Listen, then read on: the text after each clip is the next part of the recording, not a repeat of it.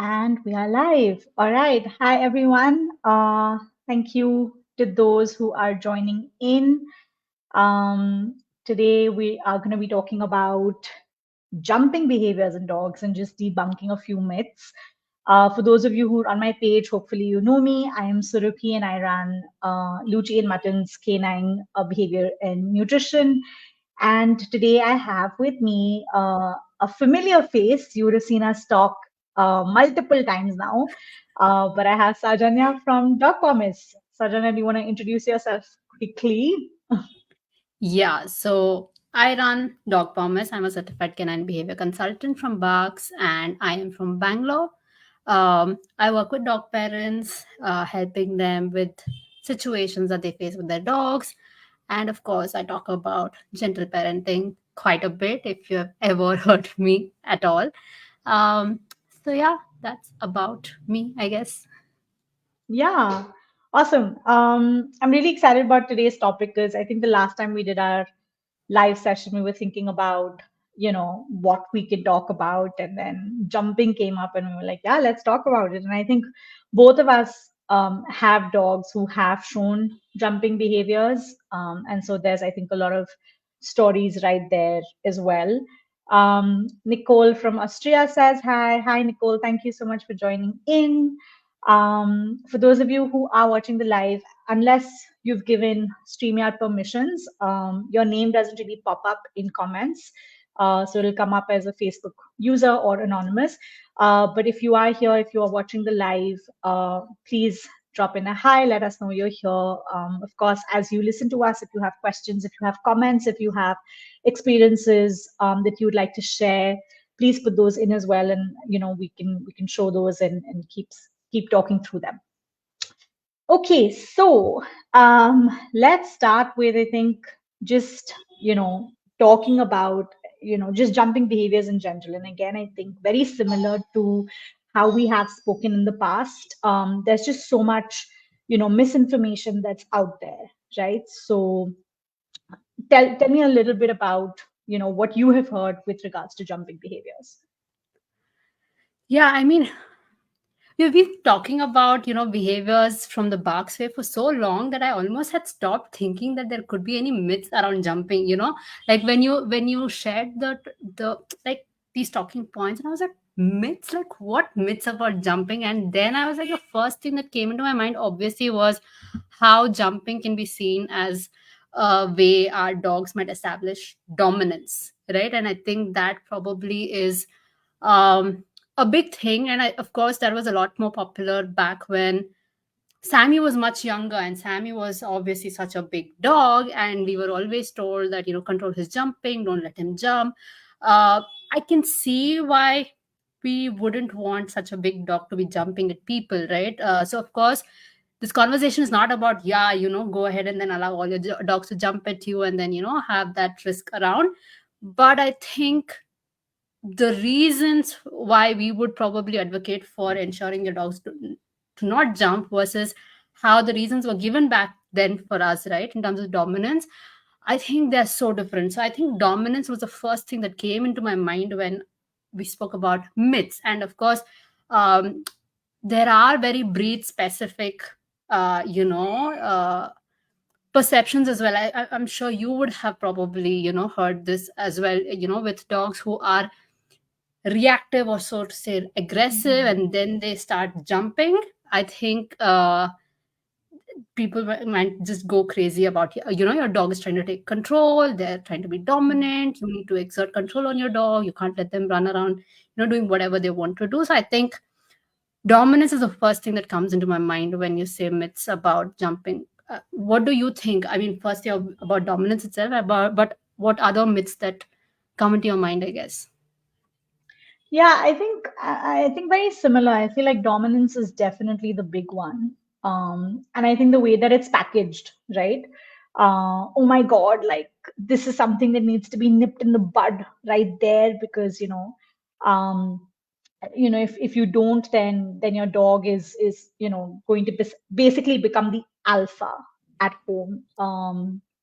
I think that is definitely one. I think that, um, and I think I think with that, it's also very interesting how, like, the size of the dog and the breed perception of the dog also changes how people view that kind of behavior. So, for example, if it's a small dog like a Shih Tzu jumping, it's cute, and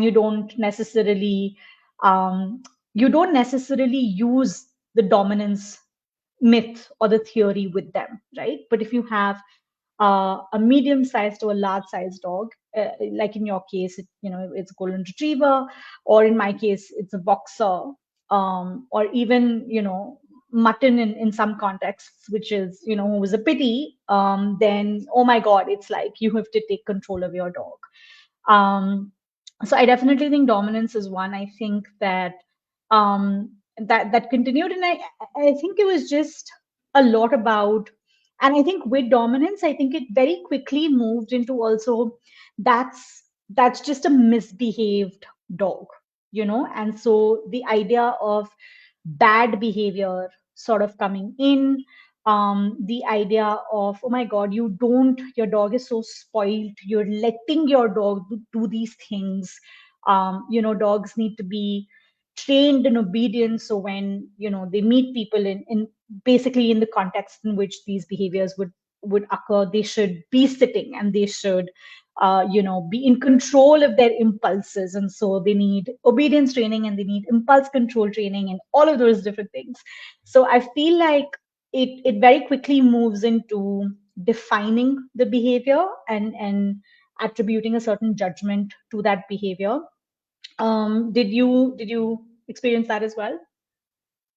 Yeah, I think in terms of judgment of the behavior, of course, bad behavior, spoiled dogs was something that has been associated with my dogs forever, I guess, because uh, we are looking at behaviors more holistically, right? Like to look at them just beyond, oh, this is a good behavior, this is a bad behavior. And for a very long time, Sammy was a jumping dog, right? Like, up until I think almost 2017 or 18, by which time he was already a 6 or 7 year old dog, right? Imagine, Mm, even up until that time. So pre 2017, 18, we had tried all mm, the other, ways of addressing jumping. So if it's a bad behavior, teach them to sit, and, let them learn that sit is a better, behavior over jump. But it mm, just did not work for him. And of mm, course, obviously, we'll talk about it, but his cup was so full when he would meet mm, people, and it would automatically go into a jumping behavior. Versus, I can't even remember, when he would jump, like in the later years, mm, at all, barring obviously when food was involved. I can't remember when he would jump when he was greeting people. So I think it's obviously you're taught to replace these so-called yeah. bad behaviors with these more acceptable, socially acceptable behaviors for dogs, just because we assume that's how all well behaved dogs are. Mm, I think that assumption also is not great. And also, I think we have the privilege of, I think, mm, interacting with a lot of street dogs to be able to see that mm, so many dogs do have this inherent jumping behavior in them for various reasons, right? yeah. Um, so I don't think it is fair to just label them as good or bad behaviors, or this is how dogs need to behave, and this is what, our dogs are badly behaved, but there are good behaved dogs who behave exactly in this model, and that's where they Mm, need to fit in. So I think, yeah, of course, there's a lot of judgment attached to many behaviors, and jumping is one such behavior, right, where there yeah. is a lot of judgment attached to it. Yeah, yeah. I also think, and I think I've seen this, especially with a few clients who've come to me, with jumping is one of the things that they want support on, which is, it also starts off as very, for some families and for some pet parents, it also starts off as a very acceptable behavior, where they're also like, oh no, the dog's so happy, the dog's so excited, it's okay for them to jump. And often I think that jumping behavior is reinforced in the way that we engage with them, and again, we'll talk a little bit about that later in our conversation. But then it reaches a point where then you just have a jumpy dog, right? Who's jumping at everyone, irrespective of whether they're family or not.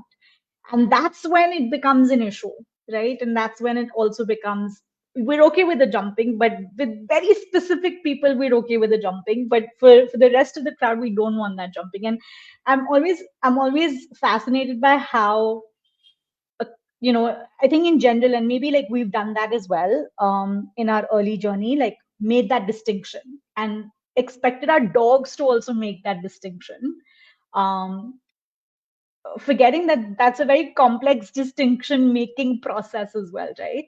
Have Yeah. you faced that? Did you go through that as well? Yeah, I mean, I think, as you like rightly pointed, like, I was smiling throughout that initial bit that you were talking, because I'm like, yes, because a lot of people come in and they talk about how, for a lot of them, small dogs jumping obviously is not a problem, right? So almost, not even seen as, it's something that the dog is trying to tell us by, that jumping behavior. But also, even with large dogs, they're mostly like, family members, they're jumping at us, the dog is jumping at us, we're all okay with it. But then there are people coming over, there are some people who are scared of dogs, there are some old people, young people, and they don't like the dog jumping. And it is firstly so arbitrary if you look at it, Yeah, outside of this human and dog, humans, just humans, not even dog.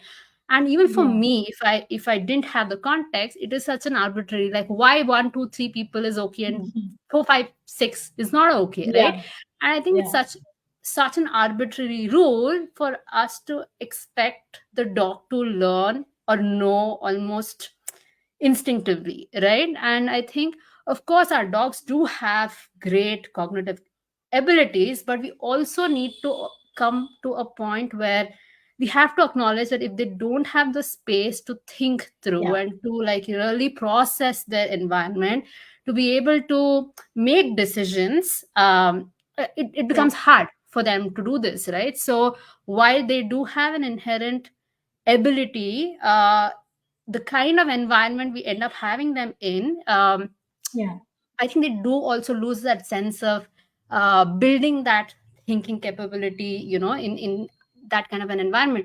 And jumping is a great indicator to think about whether or not our dogs are yeah, actually well regulated or not, right? So I think, yeah, if our dogs are just going wired up and hyper yeah, and jumping, at the first sign of excitement, uh, I think it's worth thinking whether or not the dog is firstly regulated itself to be able to make these distinctions. I mean, it's fair to probably have these requirements that, okay, my dog is mm, intelligent, they are able to see this is an old person, they might not be able to mm, handle their jumping.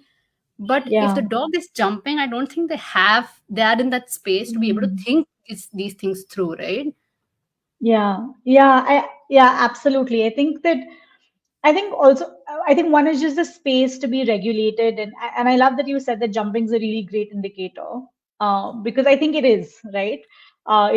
It pretty much always is. And again, Lucci for the longest time was a really jumpy dog, to the point that she would jump so fiercely and constantly jump that anybody who walked into the door would have like scratches, right? Like it was just that intense. And I've spoken about this, that before I found parks, like Lucci was definitely a cupful dog with very little space for regulation and thinking.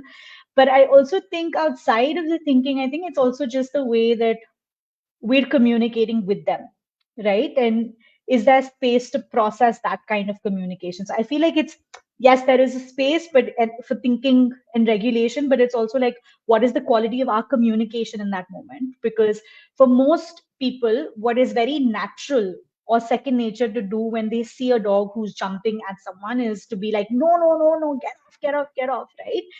But that is not effective communication to begin with, right? Forget about how it's landing. but when we think about how dogs understand that kind of communication, that alone is not effective communication. So I feel like it is both providing a space for that kind of regulation, but also learning how to communicate with our dogs in those moments, because saying no doesn't cut it at all. um and I thought about something else as you were sharing, which I just forgot, and then I suddenly just remembered. I think um, I think the other piece that I have often like encountered, and I don't think this is so much like a myth, but I think this is just, how some people also view jumping behaviors, is just how people also see it as a sign of affection, right? And people see it as a sign of love, um, and this sense that if we were to stop our dogs from engaging in that behavior, then we don't feel loved, or how will they show love? And I think helping them make that journey, just saying that, yes, there is love and affection, but it can also happen in safer ways and more regulated ways. I find that with some folks, I find it hard to help them see that, because I think jumping is so just like out there, right? Like you see a jumpy dog and you're like, oh my god, this dog is so excited to sort of see me. Something more sober or demure doesn't feel as affectionate and loving. Have you encountered that? Yeah, I mean, I can see how that might play out, right? Because I think I told you, right? Like we had a journey from Sammy not jump, I mean, jumping to not jumping, Yeah. and then it was then that I started realizing that he was so subtle. Like he was so subtle Mhm. with his, the way he would ask for anything, and it was very easy to. I mean, this would have made more sense in our previous conversation on toileting, but he would like really pace a couple of times, and then he would look at you a little bit, and you miss that Yeah. sign, and then you miss that he wanted to just go to the, Yeah. go and relieve himself, and it was so subtle. And I feel like the more I started learning to Yeah. observe him and his way of asking for connection, for asking for anything for that matter, I think it became easier for me to see that, he had such small ways of asking for connection, and it didn't have to be this big jumpy thing, Yeah. which also then later made me feel sad as well, because he had to really escalate his communication to the point of jumping to ask Yeah. for affection or attention or connection, whatever word we want to use there. But yeah, I think the more we kind of tune ourselves to our dogs, I think we Yeah. can see them showing affection in so many other ways that Yeah. then we won't feel deprived of their love, I guess. Yeah, I think that's such a great point. And I was like, when you were saying escalation of behavior, I was like, yes, escalation of behavior, right? Because I think with all of these, and jumping again is such a great example of it, is we see the escalation, and we don't often see the, more subtle, smaller signs of connection, and of just wanting to be seen, that build up, right? And so we only see the jumping, and so when we talk about moving away from that jumping, it feels like, oh my god, you're taking something away altogether, but actually it's being equipped to pick up on those subtle signs, much earlier. Um, and I think it's interesting that you say that, because I see this now as well, where when Arnav comes back home after work, Luchi gets very excited about it. Like it's the best moment of her day, right? Him coming back home, and I can predict at what point she is going to start jumping, right? Because there are, she's communicating through so many of those signs, and it's a lot of waiting. It's a lot of like, I can see her almost being with Arnav, like, are you seeing that I'm asking for this connection? Okay, if you're not seeing it, I'm going to escalate a little more, and then it's the jump, right? And I think Saju and I had talked about this when we were talking about dysregulated dogs in the context of biting, right? The saying that dogs communicate in so many different small signals, But when those signals aren't picked up, when those signals aren't heard enough, and they realize that a certain kind of behavior is actually going to get them to be heard, then that's also self-reinforcing, right? Yeah. And that perhaps happens even with jumping as well, right? I think dogs just learning, making that association that eventually a jump is what gets people to just look at me and acknowledge me, Yeah. versus Yeah. responding to smaller signals. Yeah. Yeah. I think Sammy, now that, so everybody had gotten instructions whenever they'd come home to meet Sammy, right? Like, and even Varun, when he first met Sammy, it was always come, interact with Sammy first, speak to him, Yeah. because he liked that. He likes, Yeah. being greeted, spoken to, and all of Yeah. that. And he doesn't like it when people just ignore him, right? And that's okay. And he would, Yeah. once he's done, he would just walk away, and you wouldn't even Yeah. realize that he's around, right? So it's just a matter of Mm. those few seconds. And the more we kind of got attuned to this, Yeah. we would see those lesser escalations. Though there were times when his escalations moved from jumping to barking, right? And again, it's Mm. very, it's escalation, but he's escalating in a different way, and it would happen, like, right, like you said, right, in terms of, I could predict when he's going to bark, Yeah. right? And Yeah. a lot of times my dad would come back home, and he would be like either on his phone, or he's just trying to keep his stuff on the couch and everything. And I'm like, Sammy's trying to tell you hi, can you please tell him hi, and then Yeah. do whatever you want to, because he Yeah. would start barking next, right? And then Yeah. he'd get quite cup filling in that Yeah. sense, right? So Yeah. yeah, I think it gets easy to predict when we start Yeah. seeing it, those small signs first, because then we know Yeah. how this particular dog in front of us is showing Absolutely. those signs. Again, signs that Ruchi might be showing is so different from what Sammy might be Yeah. showing, right? So I think it's so different for each of our dogs, but if you can keep an eye out for these small signs, we can Yeah. see that escalation happening once we bring our dogs to that regulated space, right? Because Yeah. I wouldn't see this escalation before. Like, Sammy would Mm. first jump, right? Like, Yeah. then everything else.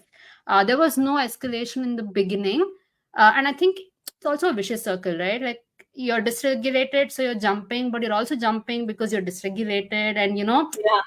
and you can't do anything else but jump. So Yeah. it's so much happening, and I think you have to work on it in with Yeah. multiple approaches there.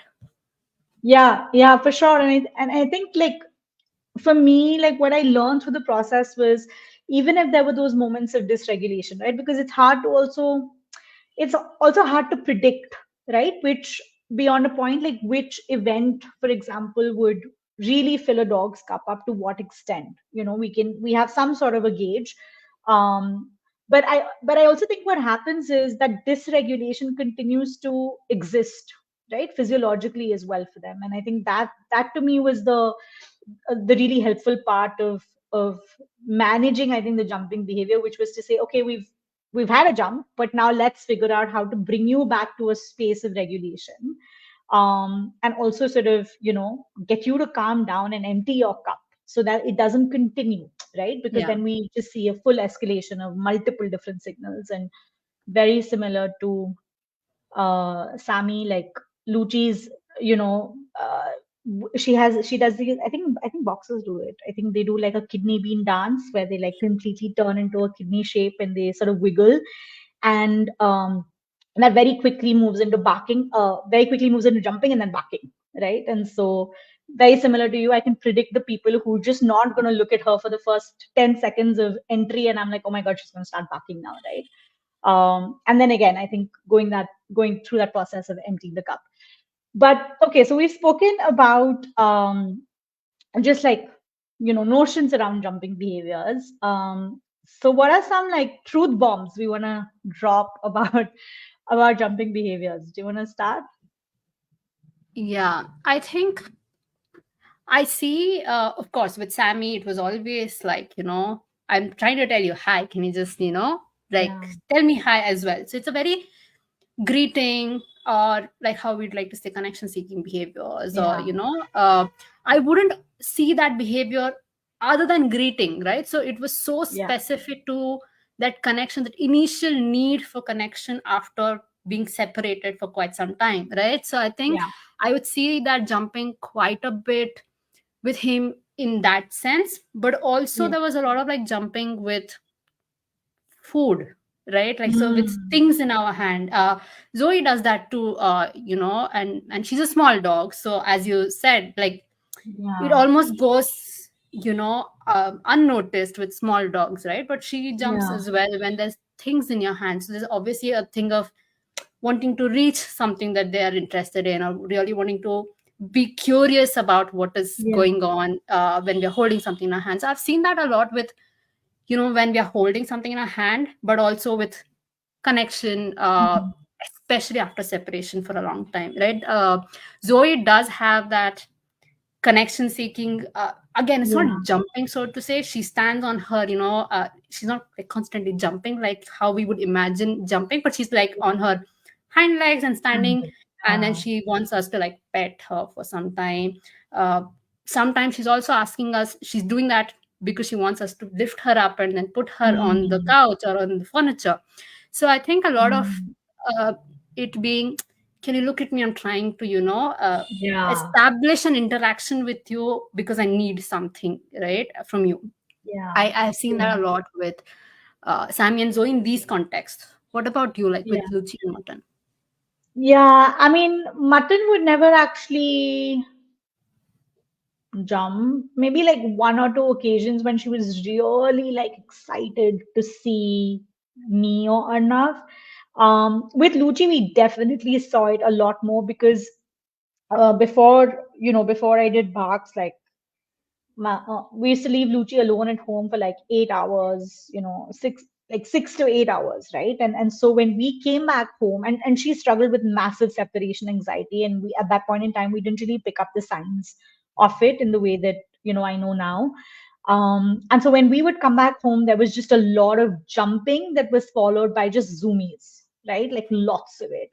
And so it definitely did happen when there was that separation, when you came back, you saw her after a really long time.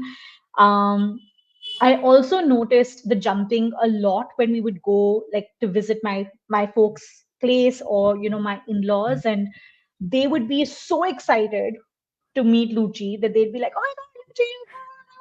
Like it would be all of that, right?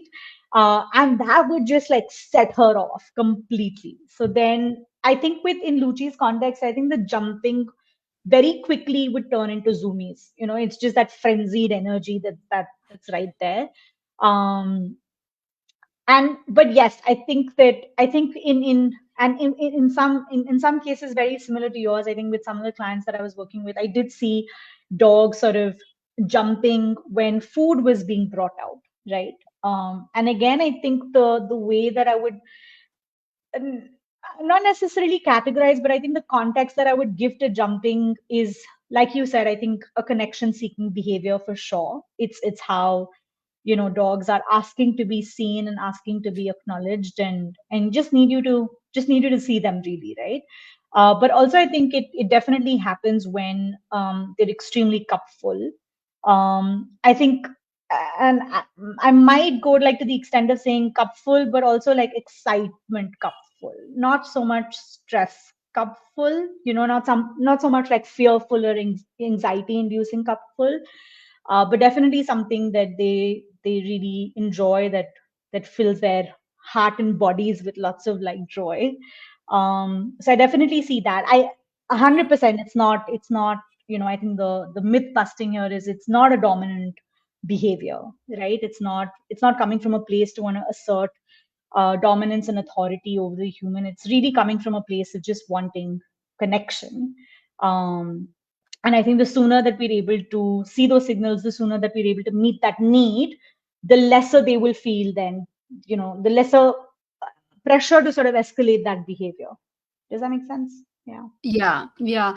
I think jumping invariably for both Sammy and Zoe Mm. and Rocky, if you remember Rocky's video, were all Mm-hmm. like, escalations, Yeah. right? It was not so much as, Of course, over a period of time it became the start behavior, like, that would be the Yeah. first behavior you would see, but it didn't, it evolved into it. That was not how it Yeah. started with any of them. And even today, if I would think about it, like, even when I go and meet Rocky now also, I Yeah. wouldn't see jump at all, right? It is, Mm. again, that escalation doesn't happen. It rarely happens with me, because I Yeah. had that entire journey of figuring out why he was jumping, right? Yeah. I had that learning curve with Rocky, which a lot of people didn't have. They only like Mm. saw him as a jumpy dog. I remember, Mm. the video that I have, someone in the background is saying he bites and jumps a lot, be careful, right? And then, Mm. and I knew about that, and that's when I wanted to interact with Rocky anyway, and then see what's going on. And I tried all Yeah. of this stuff, which is boundary setting. This is what we're taught, right? Like jumping, Yeah. you don't want to encourage and reinforce this behavior, so set Yeah. boundaries and don't encourage this behavior. And when they behave in a more acceptable manner, then you Yeah. interact with them again, and that's okay. But then we are not even looking Yeah. at the first step, which is what is the dog trying to tell us. And Yeah. once I did manage to have that journey with Rocky, I never had him jumping at me, right? Like, it never Yeah. happened with me. So I think, it's always been like, with all the dogs that I've interacted, it's always been an escalation, Yeah. with these dogs. Some of the dogs that I have, like the streeties that I have now, they rarely jump, but again, in a way of seeking that attention and connection with us, right? So Yeah. it's been, I mean, yeah, I've only seen dogs do that in these contexts, Yeah. even when they're regulated, but they are Yeah. really trying to tell you that, Yeah. you're not listening to what I'm trying to say, right? Like, Yeah. can you please listen to me? Can you look at me? It feels so much like an escalation. But most often, and I do this with a lot of my clients, where I have to tell them, can you tell me all the behaviors, list Mm. down the behaviors and all of that, tell me if your dog has this behavior. And invariably, I've seen people not talk about jumping, because they have Yeah. somehow figured how to manage that situation, right? But then I Yeah. tell them, I need to know whether or not it's a problem for you. It's an indicator for me. So can you tell me whether your dog jumps? And most of their dogs jump, right? So it's Yeah. also an indicator of whether your dog is showing behavior indicators of being cupful, right? Because Correct. that's such a big component as well when you're talking about Yeah. dogs. So I think, yeah, cup filling is obviously one factor, and then connection Yeah. seeking is definitely the Yeah. the other factor that comes in when I'm thinking about jumping. Yeah, yeah, no, absolutely. And it's interesting you mentioned Rocky because I remember like last year I was in Goa for a bit and there were fireworks for some random reason and we were outside this really like forested kind of space and this treaty just came out of nowhere, right? And full jumped at me and was very similar to what you described as Zoe's position, which is standing on the hind legs and holding me. And I have a couple of photos of that. And it was just connection seeking. The poor dog was so terrified of the fireworks that he just needed to be with some human who was going to like indulge him, right? And I remember like standing like that with that dog for about at least 30-40 seconds because he just needed that comfort and connection in that moment, which I thought was just really so interesting. And again, I think this idea, I think like you said, that streeties don't necessarily always do it. They don't necessarily always engage in jumping behaviors, but when they do, it definitely serves like a very specific function. It's coming from a place of wanting a need to be met. Um, so yeah, I have a comment here. I've observed that jumping has various functions. There's a level of excitement, of course, but jumping when the dog is happy to see you or jumping at strangers have different underlying motivations. Yeah. Yeah. What are your thoughts on this? Yeah, I mean, at strangers, I would probably, Hmm. if it's coming out of a safeguarding ourselves and Yeah. getting the strangers to maintain a little bit distance, I would probably look at it from a bit of a distance creating Yeah. jump or lunge, as easier to Yeah. like classify. um Yeah. yeah, so I think it would be more on the distance creating ways, Yeah. if especially if they're being wary of Yeah. certain other individuals. It could be dogs, or it could be other animals, Yeah. or it could be of course, I've seen street dogs do a lot of this barking to keep people Yeah. away, and keep, like, there was a recent, I have a video of this also, like, Radu went charging at a cow that was right outside our gate, and that cow was giving all kinds of calming signals, okay, like, head down and paw up and stuff like that, turning around. But Ladu was just not having it, and he kept barking. So I've seen more like barking Mm. being a bigger way of creating distance Yeah. with STTs here. But yeah, I mean, it could be a lunge as well, trying to Yeah. create distance. But this jumping where we want that Mm. connection with the other person, where there Mm. is a lot of that touch, and there's a lot of like licking on the Mm. face, and there's a lot of Mm. all of that happening, seems to come Mm. from a lot of connection, right? Like needing Yeah. connection, not so much of I want distance from you. So I get what I forgot who Serena. was it, Yeah. was Yeah. Serena, Yeah. right? Serena. Yeah. Yeah. So I think what they were mentioning was mostly distance creating signal, but I think Yeah. jumping from the form of what we see in terms of jumping, and then wanting to be connected either through eye contact, through tactile, Yeah. touch and stuff like that. I think that's a lot more Yeah. leaning towards connection seeking, I guess. Yeah, for sure. And I think it's interesting that Serena added that comment, right? Because it's what you and I were talking about in terms of, I think just how do you make that distinction between jumping being a connection seeking behavior and lunging, which serves a very different purpose, right? And again, for me, the reason why, I wanted to talk a little bit about this, we've already spoken, but, let me know if you want to share more, is because I think a lot of the times I encounter clients who, will walk their dogs on the leash. Their dogs will get really worked up when they see another dog. There'll be a lot of lunging. Sometimes it is followed by barking. But I think a lot of the times what happens is in those moments they see that as jumping behavior, and their interpretation of that is often that, oh, my dog is just really excited to want to go meet this dog, and they reduce the space between the two dogs, right? They facilitate that kind of interaction, and then it doesn't often go well. But I think, how do you again make that distinction between jumping and lunging?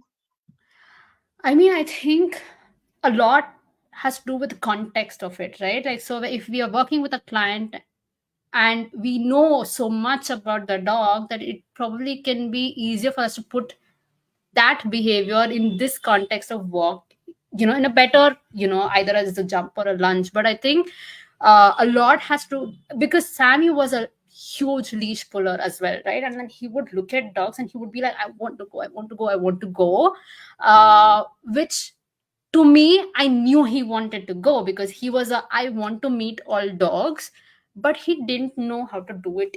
In he was not a very polite dog. He would go and mount other dogs, and the other dogs wouldn't like it, and other dogs would mount on him, and there would be a lot of barking and like a lot of like jumping at each other, on leash and all of that stuff. So I think a lot has to do with that dog, that and their context of it all.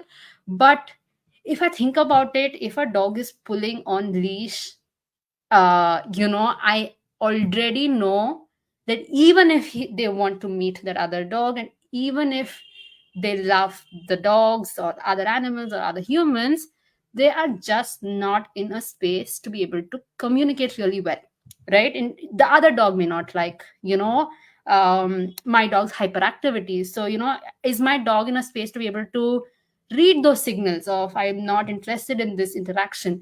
I think that if my dog is already pulling on leash, whether or not my dog is interested in this interaction or not, uh, I it is important for me to also be aware of the fact that that interaction may not go very well. because they're on leash, they're not very well regulated at that point, they don't have the freedom to walk away if they want to, they can't really read each other's communication if they really need to. Back when Sammy was this jumpy mounty kind of a dog, he was also not, I was also not great at reading their body language to be able to say, okay, fine, we can walk away.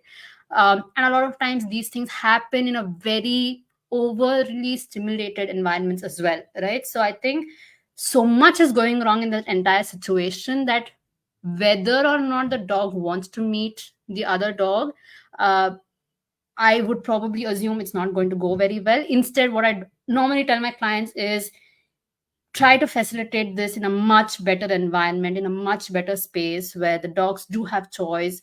In fact, Zoe has started becoming this very hyper player with this Laddu who's been coming home, and I see Laddu with the other streeties, and they all seem to know when they want to break and want to come back to play. But Zoe suddenly, when she's playing, she doesn't have this idea of how she wants to, how what is good for her, what the other dogs are trying to tell her.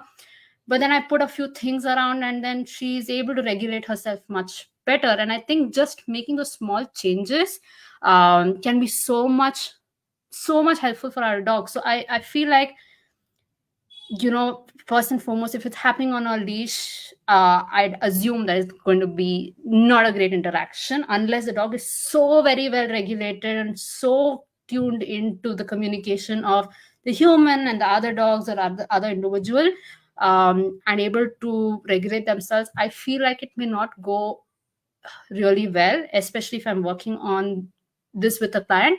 And I'd obviously offer other ways that they can do this. So it's obviously not like don't ever have a social interaction with another dog, right? So it's mostly about how you can facilitate in a better manner. And um, of course, in the context of things, a lot of times lunging can be taken up as, I want to go and meet this dog.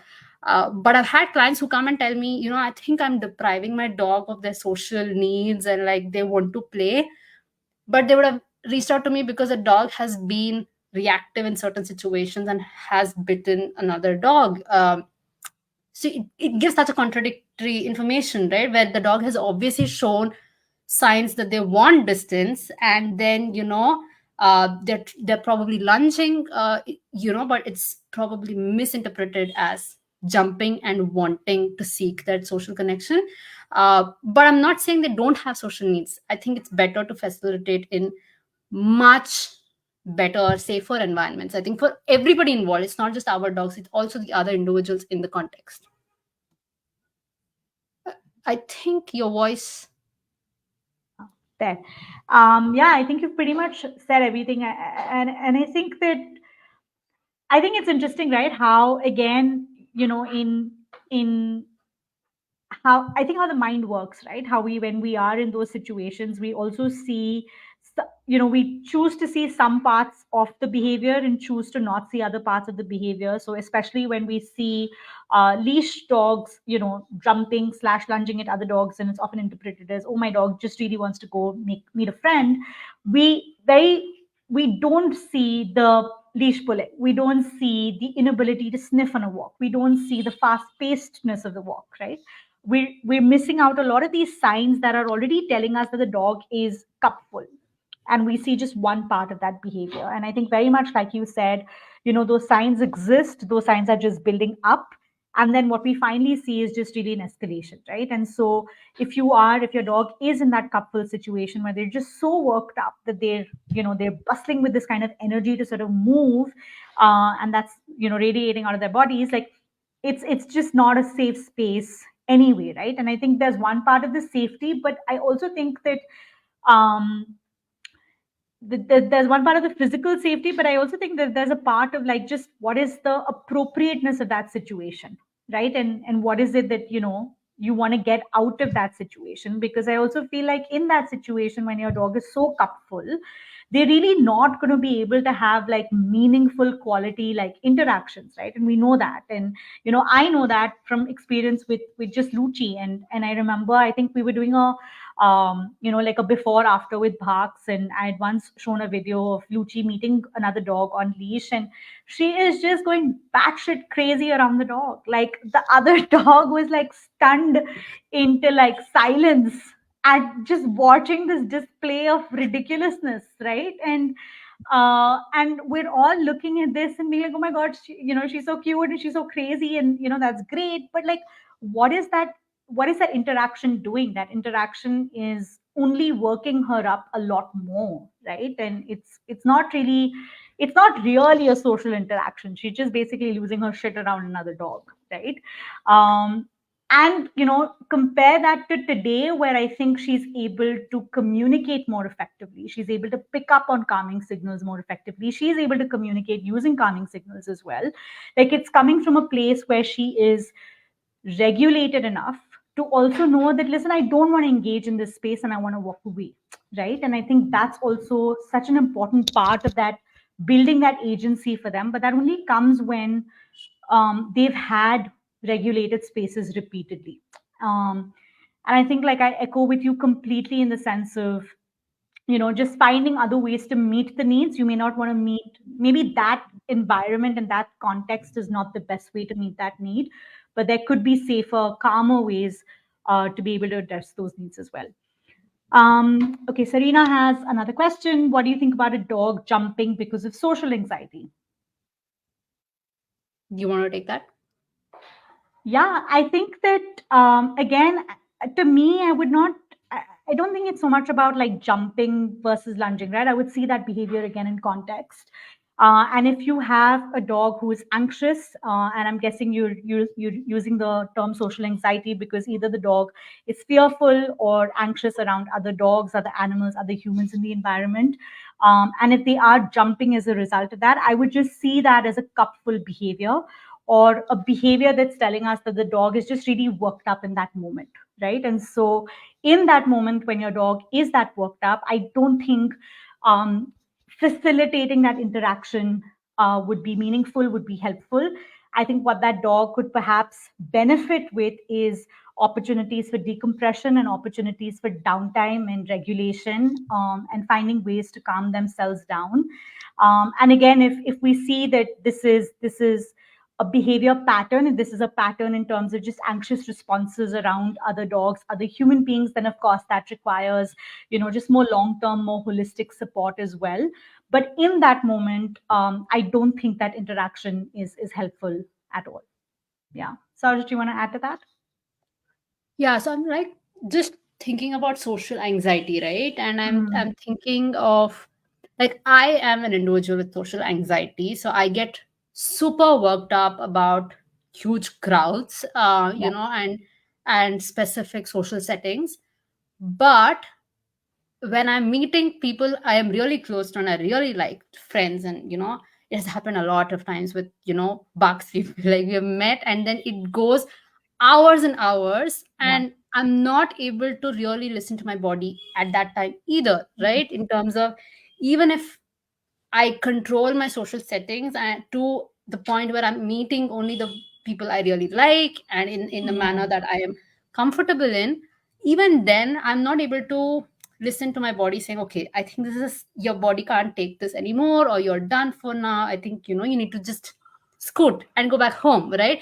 I yeah. think in both situations, it's so important to just be more tuned into what you need, and that can only happen when firstly you're able to recognize what is happening, and as well as what you need in the moment. So I think decompression and just helping the dog to regulate themselves is so much more important, but also facilitate social settings where they can meet their social needs, but not make it so overwhelming for them as well, right? So I think both need to be taken into account in terms of figuring out how to deal with dogs who are jumping, especially if they have social anxiety. I feel like if it is like a very overwhelming setting for the dog. Even if they do like the people that are around, I think it can get too much for them too quickly. And I think giving them breaks, rest periods, can really help them just you know go through that situation, especially if it's a situation that they must go through, right? If they don't have an option. But I'd not have those kind of situations repeat so often that the dogs are constantly having to deal with this kind of a setting. Yeah, for sure. I think as you were talking, I was also thinking about how like we do this for friends, and we do this perhaps even for partners, right? Like I do this constantly for Arnav because after some point he's just unable to listen to like his body and think clearly when he's out socializing, because again he struggles with social anxiety, right? So I think that it tips over very quickly. And so I step in to facilitate, saying, hey, okay, I think we need a pause. I think we need to call it, a night. And I think that that's also what showing up for our dogs can look like, right? When especially when we're seeing that they're unable to regulate themselves, they're unable to actually listen to their cues, right? And we can see that in behaviors, right? And jumping, that kind of frenzy, those are all signs that they're now essentially not able to sort of find that calmness for themselves. And so you can step in essentially to draw those boundaries as well, and help them decompress. So yeah, I think that's how I would look at it. Yeah. Yeah, Sarina, hope that answers your question. um okay, so should we talk a little bit about like how would we then, I think we've spoken quite a bit about how we respond to jumping, but is there anything else that you would add to what we've already discussed? So I remember I wanted to say something, which is, I'm not, I wouldn't, if I had a dog, I wouldn't encourage jumping, just because, not because I have a problem with it, but there are two particular reasons. One is the dog might interact with people who can be at risk of being hurt by the dog, right? And at no point would I take it for granted that my dog is a sentient being, who can very quickly become very excited or very quickly become very hyper, unable to really regulate themselves. So I think, um, so I don't want to put people at risk, especially the people who my dog might interact with. And the other very important reason, and these were the two reasons why I had to like really work on Sammy's jumping. Obviously he was a big dog, and he would meet my grandmother, and I had like a nephew at that time who would like come home, and very tiny boy. So I didn't want Sammy to be jumping around and stuff like that. But the second reason is Sammy had started showing signs of pain, right? And as much as it might look cute and like affectionate of our dogs to be doing that, it's probably not the greatest thing for them to be doing it in the long run, right? Because they're constantly jumping and creating a lot of strain in the shoulder and neck regions. And he was already unstable in his hip, which means that his front was already overloaded, and there was a lot of like discomfort in the the front limb. So I think these were the two main reasons why I did want to address jumping. It was not something that I wanted to be like, yeah, okay, he jumps in these situations and I'm going to just accept it. But responding to it became easier once I realized why he was doing it, right? If he was, like how I mentioned, greeting was something so important for him. Like when people came home, he wanted to say hi, and he wanted people to say hi to him. It became so easy for us to do that once we realized that was the reason he was jumping. I mean, I would just get in, often I would get in with something with in my hand, so he sniffs it, he sniffs me, and he's also calm in those few seconds, and I greet him and I tell him, hi, hello, all of that. And I think we just managed jumping just by making that one such a small tiny change when you think about it. But it did a world of good for him as well as for us. So of course, like the moment, and even with Rocky, right, like I realized he was jumping constantly because he wanted more tactile connection, and he wanted to be not even pet, like massaged whenever he meets. And I once I was able to meet that need, I didn't really have to worry too much about him jumping. The moment he would jump, I would know that okay, fine, I think he needs more, like my petting was not enough, like I had to like massage. So I think the moment we realized why that jumping was happening, it became easier for me to address the jumping. And the second being, as I said, like he was very hyper around food, and of this. And so it would become very difficult when during meal times, especially when my grandmother would be having meal on the dining table, and he would get very hyper, and it would become such a difficult situation for us to handle in the first few instances. Then I realized, even before my mom comes to serve the food for my grandmother, or when she's keeping all the food items ready, I take Sammy with me into the room, and we both are in the room chilling till that meal time is done. We don't need it to escalate to a point where I get hyper, he gets hyper, everybody's like in a hyper situation. So I think being proactive and like meeting the need, I think these two are very critical when we were dealing with Sammy's jumping journey, I guess. Yeah, that makes a lot of sense. For sure. I think just both pieces. And I think I'm really glad you shared the example of, I think, just having like at-risk individuals at home as well, because again, I think that does become a very serious concern in terms of just responding to the behavior.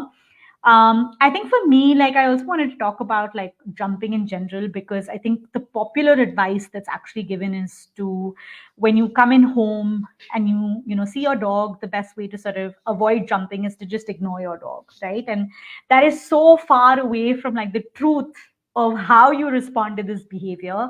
The you know the solution or the way to respond to this behavior really is in being able to identify the signs quickly, uh, before your dog reaches the point where they need to start escalating behaviors, and then that's when the jumping happens, right? And so I think even in my case, and I think it was just so simple to sort of put in place, with Lucci. I think all I had to do was just, one, I think one part of it was to let others around me, let them know that they need to be calm and they need to be relaxed, and they can express their affection for Lucci without going over the top.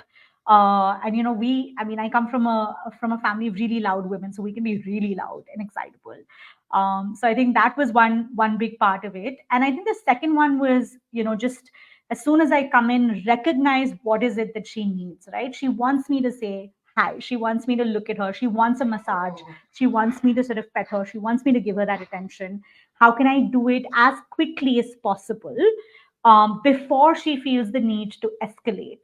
And once I was able to pick up on those cues that we also spoke about in the earlier part of the conversation, like it was no longer an issue at all, right? So again, I think for some of these things, I think just being able to read your dog's body language, read your dog's communication cues, and is so important, because that's really where you'll find the answers. Yeah. Yeah. And I think, so it's not like Sammy didn't get excited when we came home, but Mm, we also had these things. So he loved toys, right? And he would like go on and just like bite on them when he would get like super cupful. So he didn't need to jump anymore.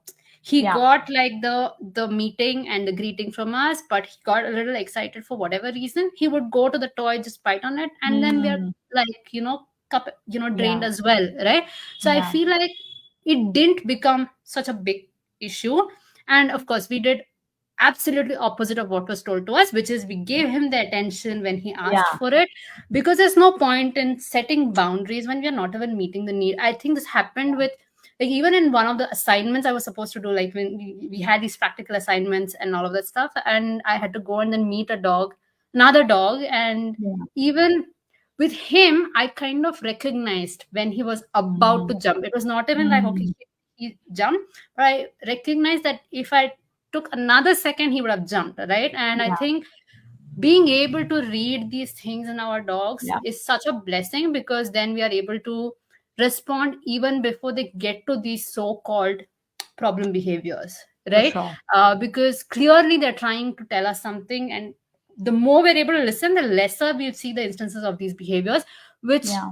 probably are not good for those around them, but also Yeah. not great for them either. Jumping was really not a great, Yeah. Yeah. For behavior sure. to engage in for Sammy as well. So it's not something that they're doing it just because they like it. It's just they're trying to meet a need. And I think if we're able to see that, a lot of our Mhm. issues can have solutions, especially long Yeah. term solutions. Yeah, yeah, and they won't feel like issues anymore, actually. I think like Yeah. that's the big one, right? Because Yeah. I think it just changes your perspective to saying, okay, this is where my dog's coming from and this is what they need in this moment. Yeah. Um, okay, awesome. We're pretty much at time. I'm just gonna pause to see if folks have any questions, comments. Yep, Serena shares that for my dog, jumping is also a way to communicate with me that she's hungry. That's so cute. Yeah, Yeah. absolutely. I think again, context becomes so important. I think for all of these behaviors, I think just the context as well as I think the individual dog, right? I think it's important to keep a hold of that. Okay, finally, Lucci has settled down. I think Sowjanya has gotten used to like my one hand being around here somewhere, and she knows that something is happening with Lucci there. Um, okay, Nicole has a comment question. My dog doesn't jump on me when I come home, but gets super excited and jumpy when my parents come to visit.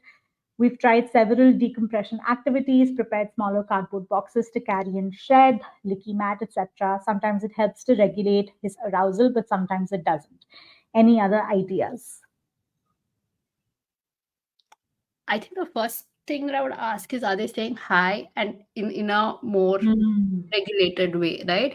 I think we are all, especially, so I didn't, like, my parents are not very dog lovers, right? Like they Mm. started loving the dogs we had at home, but not so excitable around dogs. So it became easy for me in that sense, where I didn't have to keep telling them to just calm yourself down first. Like, I don't think, I don't think it's a matter of um, him regulating himself. It's Mm. more about them regulating themselves. So I think that is another bit what you were saying, right, where you had to tell Yeah, people around you to yeah, really calm themselves down when they're meeting the dogs. I think that would probably be number one. The other is if they're actually greeting or not. So I think Nicole has responded that they have to greet yeah, him. So that's the other bit.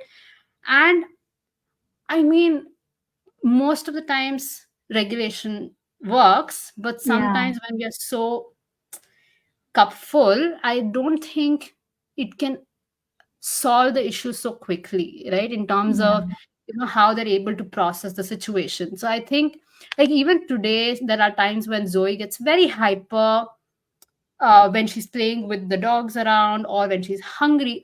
You know this, I've reached out to you so many times saying, is it hunger, is it, she needs Mm. connection, we're not able to figure it out. There are days when it's more bad days, Yeah, much more a bad day than other days. On those days we just keep things to a minimum, keep yeah, our expectations to a minimum, do as much of cup draining that we can do, and then come back the next day, as a new day, right? Because we yeah, have bad days too, right? We can't be regulated all the times. We can't have similar reactions, in same social settings every time, yeah, right? It has to do a lot with our internal state, our how our days have been prior to this particular event, how our days are going to be post this particular event. So yeah, so much matters in this entire thing, right? So I think, yeah, of course, if you're doing all of this, which is ensuring that the dog is getting decompression, the dog is, the needs of the dog are being met. Um, when you're ensuring all of this, then if it's still not happening, then just end the day with, it's a bad day, we'll come back to it, with a yeah. much better mindset tomorrow, right? I think that's what I would do if it were up to me. Yeah, yeah. I think, I mean, just to add a few things in, I think, I did this actually a lot with mutton because, mutton was a pandemic adoption. So when we started having people over, like she'd get really excited. And both Lucci and she would run to the door, wanting to meet people. And that often actually became a little bit of uh, potential for like conflict between the two of them, right? And once or twice they did sort of, trample over each other, and it sort of broke into a fight. And so what I started doing is I actually started rethinking some of the entry procedures, right? So to begin with, I did ask people to call me on the phone instead of ringing the doorbell, because that was a big trigger for them. Just fill their cup up really quickly. I think the other thing that I did was, just ask people to sort of calmly, I think very much, similar to what you said, I think just calmly walk in, be very cognizant of also not offering like their front. And again, in parks, we talk so much about body language, right? Because the front also gives our dogs access to jump right up to our face. So really offering your side. Sometimes I would actually come in between the guests and the dogs, and just facilitate taking the guests to a spot where it was not possible for the dogs to really jump right up in their face, right? So either around a table, or around just some place where there's some sort of a barrier to that jumping. And so I think those are some of the things that you can think about with your entry procedures. Again, I think it'll differ dog to dog, context to context. The more you work on regulation as like a lifestyle objective, I think the more dogs are able to respond to this, because they know at the end of the day their needs are going to get met, and so they're willing to negotiate and wait for some time. But again, I found that when those needs aren't met consistently, when they're not in a regulated space, they're also unwilling to negotiate and be patient with you, right? So I think you'll have to relook some of those entry procedures as well, and try a couple of things. And of course, if you need more support, feel free to connect with both Sowjanya and I, and happy to sort of chat more. Yeah. I think one more thing that I would obviously add would be, I've seen that sniffing somehow doesn't work for Zoe when she's too worked up. So I would have to like Mm, access other decompression yeah, uh, ways. Maybe sleep, maybe just sit with her. Like just being there with her would be a better decompression for her yeah, than, sniffing. Uh, Sometimes I have to access chewing, like nothing else would work. So I think sniffing, yeah. it's worth remembering that sniffing may not Always, always for work, sure. especially when they're very worked up. Yeah, And when I say worked up, I also mean like very excited as well. yeah, yeah, And it also helps. So when I do tend to have guests, I try and then do a little bit of this activity of like the enrichment activity just about before mm, they arrive. So I recently had, my cousins and all come home, and it was one such situation where Zoe could not just be around all of us, but mm, we had the baby gate and she was on the other side, and she managed pretty well, I would say. yeah, She slept it off. She was stressed, but she slept it off, and that was her way of decompressing through it. But just before they arrived, about like 5 minutes prior to their arrival, or like yeah, just as they entered the house, it was like, just go and give them like a snuffle mat, let her just yeah, sniff it out, because that might just help that spike in stress to just reduce a little bit, and they're probably better regulated when that event yeah, occurs. So adding to whatever else that you said, which is yeah, obviously, like, we I don't think we had doorbells in our house for a very long mm, time because Sammy would get worked up, and so everybody would call, yeah, when they would be at the door. So I think yeah, all these small changes can really make a lot of difference in the way they yeah, might respond to these situations. So I think a combination of what we both spoke, yeah, yeah. I think, is worth giving a try, and then see how that works for your dog. Yeah. Can I just add one last thing? And then if there are more comments, I'm going to take those as well. I also think that I don't think we should be like afraid or like worried about also removing our dogs from some of these situations that might feel too much for them, right? So I remember that, there are some occasions when we have guests over and I am really worked up about the prep. And Luchi picks up on that energy as well, right? And again, I think the more you're cute, and I think the more you can figure that this is not going to go well, or she's going to take just much longer to decompress around guests. And so sometimes what I have also done is, before the guests are coming, I have actually taken her out for a safari, right? And we've spent 15-20 minutes outside, just decompressing. And then we come in once the guests are back inside. I find that she's less jumpy. She's still excited and eager to meet them, but she's no longer jumping at them as she would have once they walk through the door. So I think that, you know, combination of things for sure are likely to be helpful. Okay, Nicole says, sounds, yeah, sorry, you were going to say something. Yeah, I suddenly remembered another thing that we Hmm. can do, which is what I was doing with Sammy Yeah, when we had guests over, is they'd meet the guests once the guests are seated, yeah. right? Like the one that you said, dining table, or where Hmm. there's no complete, full frontal access. Once you're Yeah, seated, then have the dog. And this is what I would actually follow, and I would do in-person visits as well, right? Like yeah, I would call up the client when I go there. I wouldn't ever ring the yeah, bell. I would be like, have your dog in a particular room, give them something to sniff or shred and stuff like that. I'll come yeah. and be seated, and then you can let your dog Then, out. yeah, And then I would also very calmly greet the dog, and yeah, I'll also have a lot of things that they can sniff around. So I yeah, think, yeah, all of these things can be yeah, useful. yeah. Nicole says, sounds like I'm on the right track, but very long track. Thank you. Awesome. Okay, a few more comments. Kritika says, it's been 3 months since we got rid of the doorbell. I've been feeling great about it as well. I have social anxiety and the bell was triggering me also. 100%. Um, I mean, yeah. Anytime the doorbell rings, I think I have the same reaction. I'm like, who's it? Nobody's supposed to come home. Um, Yeah. Serena says the baby gate can be very helpful. Let the dog jump on the baby gate, and the visitor can greet the dog from the other side without getting jumped on. Yeah, absolutely. I think again, I'm just going to add a little bit of a caveat to this, right? And this again goes back to like individual dogs and individual contexts. For someone like Lucci, like baby gates just don't work.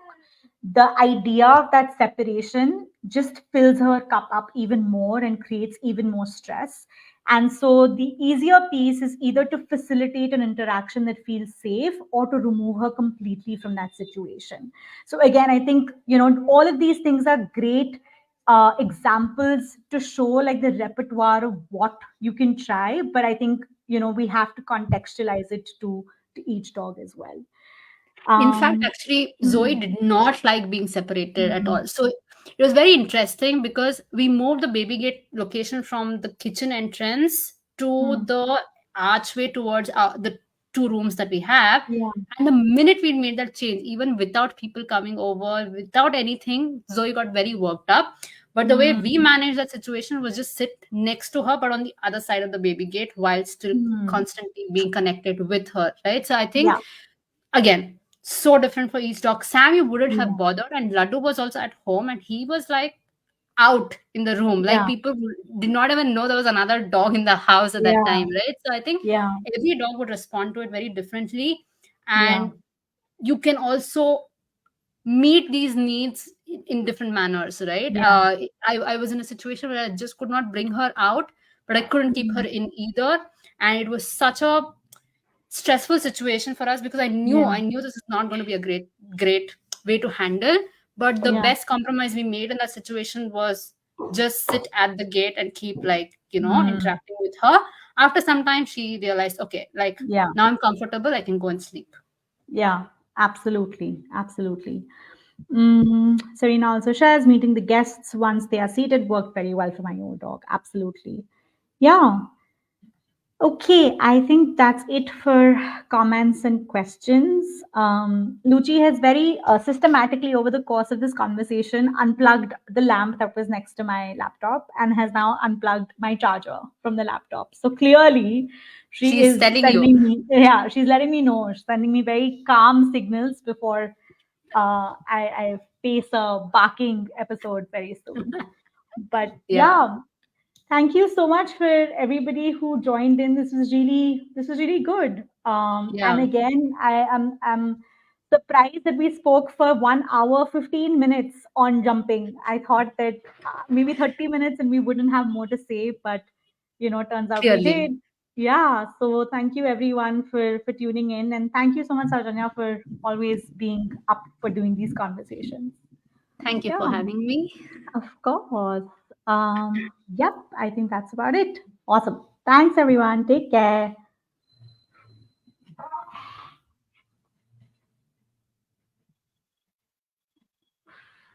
Okay.